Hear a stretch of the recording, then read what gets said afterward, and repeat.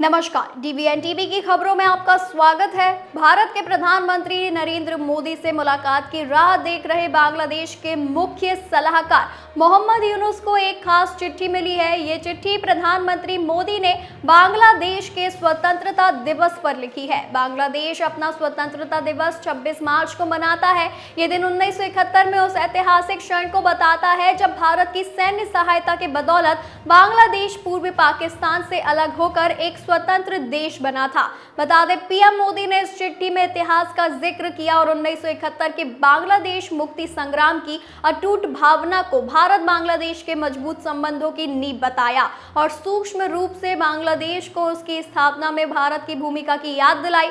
प्रधानमंत्री नरेंद्र मोदी ने अपने पत्र में बांग्लादेश मुक्ति संग्राम का जिक्र उस समय किया है जब भारत के इस पड़ोसी देश में बंगबंधु शेख मुजीबुर रहमान की विरासत को मिटाने की कोशिश की जा रही है।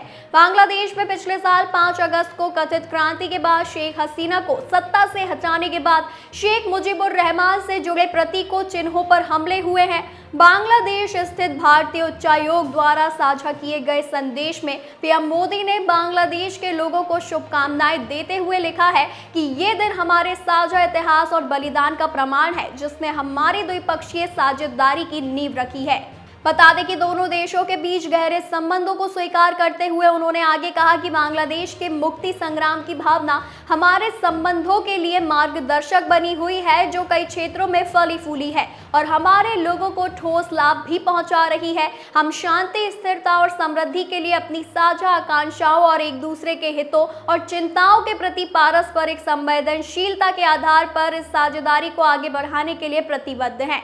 गौरतलब है कि 1971 के बांग्लादेश मुक्ति संग्राम के दौरान भारत ने पूर्वी पाकिस्तान के लोगों को सैन्य, राजनयिक और मानवीय सहायता प्रदान की। भारतीय सेना ने पाकिस्तानी सेना के खिलाफ युद्ध लड़ा जिसके परिणाम स्वरूप 16 दिसंबर 1971 को ढाका में पाकिस्तान की हार हुई और बांग्लादेश एक स्वतंत्र राष्ट्र बन गया। बता दें कि यूनुस के नेतृत्व वाली बांग्लादेश की अंतरिम सरकार जनता का विश्वास बनाए रखने के लिए संघर्ष कर रही है, तो वहीं पूर्व प्रधानमंत्री शेख हसीना के राजनीतिक वापसी की चर्चा जोर पकड़ रही है।